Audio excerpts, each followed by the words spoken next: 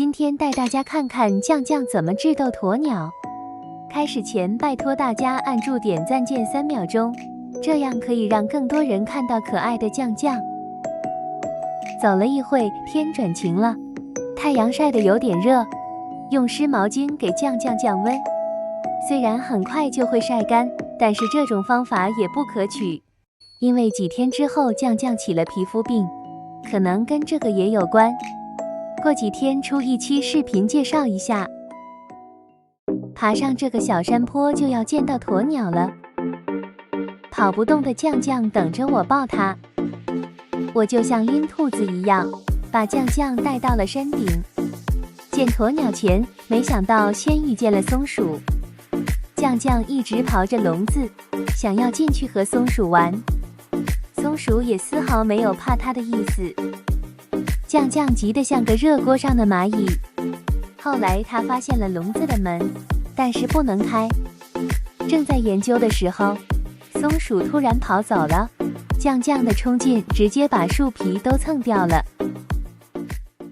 来到了鸵鸟营地，一共有2只，其中一只见到酱酱直接吓跑了。酱酱判断，貌似鸵鸟很害怕自己。在外面思考了一下，他竟然进去了。难道鸵鸟的领地他也想占领？但是面前的这只并不是刚才被吓跑的那位。在我的提醒下，酱酱才避免了被咬。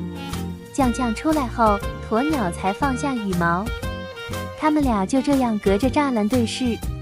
好奇心更重的酱酱选择了迈出第一步，但是直接被鸵鸟给吓停了。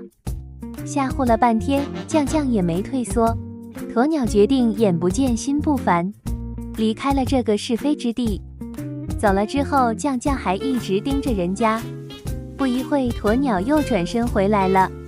这时酱酱好像没事一样，假装在地上寻找着什么，或者看看远处，然后就转身离开了。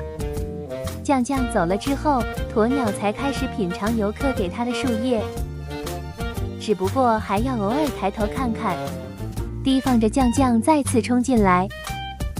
你家狗狗和其他动物一起玩过吗？欢迎评论区讨论。喜欢酱酱的朋友，欢迎给个评论、点赞加关注吧。